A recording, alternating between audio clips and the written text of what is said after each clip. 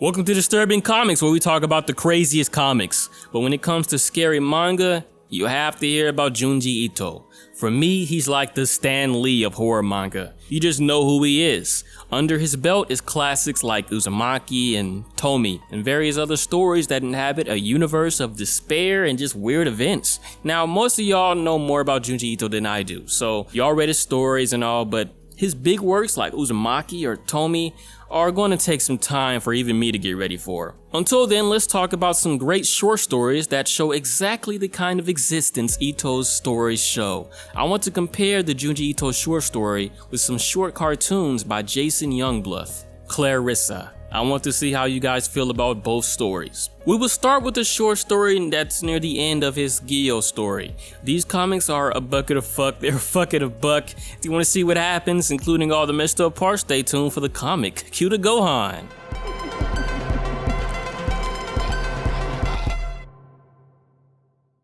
The sad tale of the principal post. I already know. This story is a laughingstock because it makes no sense and it's just ridiculous. But making no sense is the point of a lot of these stories. And let's at least respect the drawing. During a dinner party, the visiting family are hyped to see this newly built home by the hosts. It's a point to say that they finished this new house.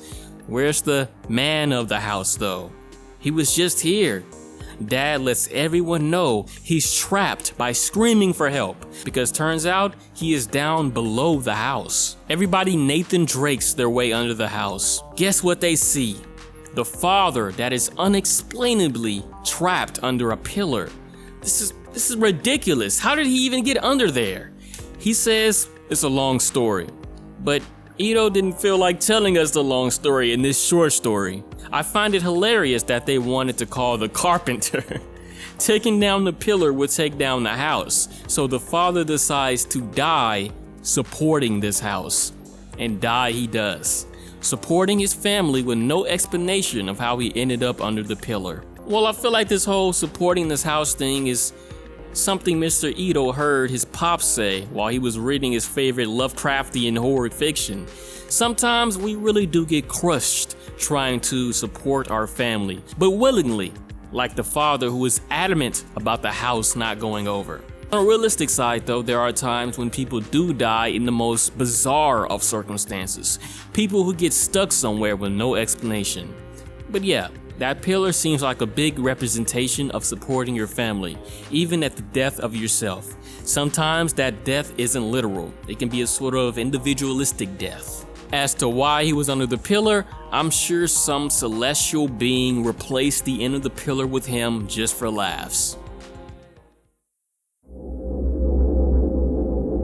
The Enigma of Amigara Fault.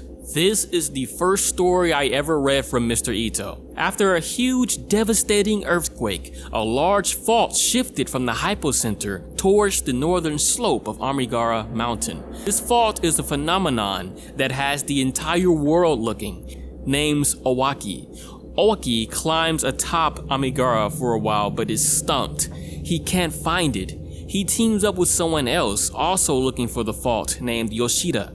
Yoshida says that seeing the fault made her restless.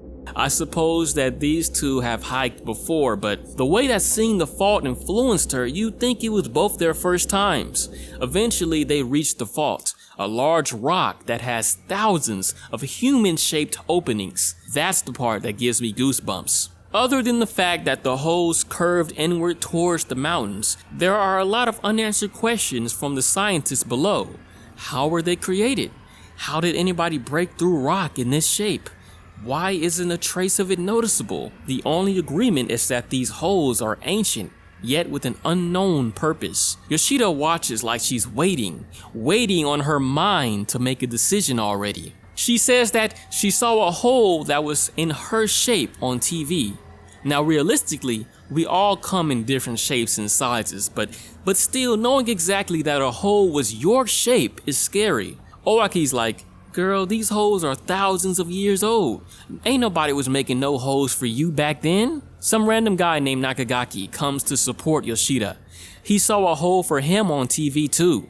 Lucky for him, his hole is right next to them and shuts Owaki right up when he trips and just starts gliding right into one of the openings. He quickly moves through the mountain, 30 meters within. Eventually, there's a huge operation to save Nakagaki, but he's gone for good. I guess it was getting late, so Aoki decided to sleep on the mountain. He has a nightmare though, one that Nakagaki should have had before he leapt into that hole. His nightmare involves him getting stuck inside the hole, unable to move, only able to die. Yeah, that sounds like something to truly have a nightmare over. Those holes seem like something that the people are missing in their lives. Nakagaki went in that hole as if it was the one thing in his life he could trust and get comfort from. Yoshida is eerily outside, just standing in front of Owaki's tent. She's feeling the urge to find her hole, but unlike Nakagaki, she's nervous and terrified upon seeing her hole. They dug it for me. It's a fair assumption to say that some distant being who is probably Dr. Manhattan level could organize such a feat for everybody in Japan, but she's so scared to enter it. Other individuals just up and enter, even knowing they will never come out of the hole again. Yoshida knows this too, but her willpower is great to just sit in fear about it. Owaki fills her frame in the mountain with rocks and then holds her in his tent. She says she's always been lonely. Her parents didn't give her attention, and she didn't have any friends. It's absolutely crazy how much loneliness is actually a really big problem. It's already a pandemic for men to be actually really lonely, but I think it's just becoming a young adult trait to not even have acquaintances anymore. When I started college, I was fed stuff like, oh yeah, you'll meet your best friend in college, yeah. Now I'm a senior and I don't even have a single person from college in my contact list. Okay, that's a lie right now, but you see what I'm saying. I met some cool people, but it always fizzled out after that semester was over. Not to mention I usually had to engage in a lot of meaningless small talk just to get people to talk to me. Made me think people was afraid of me. Soon, Owaki has another dream.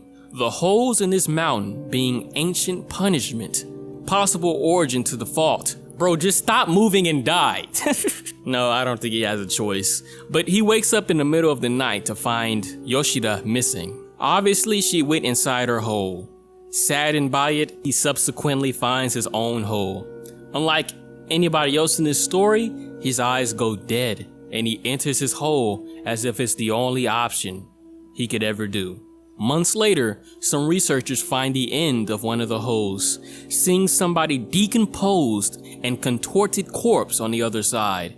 Some people say this person is still alive, but I don't know about all that. Overall, I feel like the holes were created by some entity that could see the future, Lovecraft type entity. But I think an important point is when Yoshida admits how lonely she is.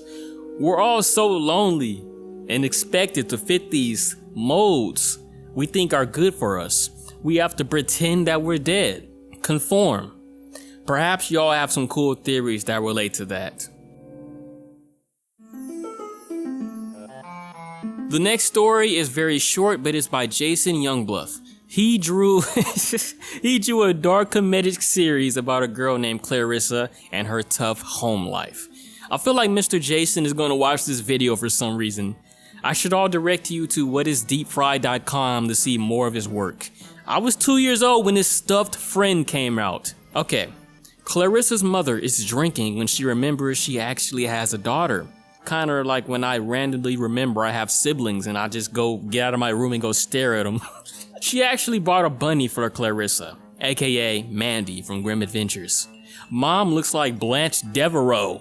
Her face is instant dead as soon as she turns around. Same look Owaki had before he entered the hole. Clarissa's doll comes to life acting all cheery, Toy Story type, but plays dead once they hear the father coming. I always thought the dad's shadow was eerie right there. Hours later, it turns out dad was molesting Clarissa. Whatever the bunny seen shocked him so bad that he yeeted out of the window. Him and all the other plushies that saw that too. All these plushies have seen something like that. And that's it for that. Now, I know that was dark humor short, but I want to ask, what subject scares you more? The unexplained, claustrophobic tale of modern loneliness, or the type of abuse happening to a child probably right now while you're watching this video. Yeah, I guess my phrasing kinda gave my opinion away. I'm actually bothered by how much child suffering is happening. Children getting kidnapped, abused in their own home, and worse stuff. Plague Moth, you know what I'm talking about. That Amber Alert mixtape. I mean, childhood is the most important part of your life nowadays. Horror is supposed to make you paranoid and anxious, right? Clarissa, while not outwardly extreme or anything, it can remind me of those horrific childhoods.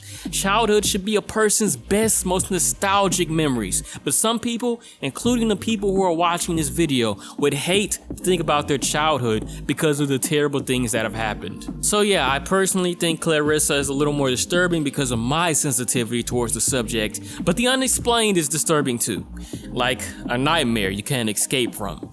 And that's it for this video. Y'all got some Junji Ito like y'all always wanted, and we get to explore different kinds of horror and ideas. We will do a bigger story another time.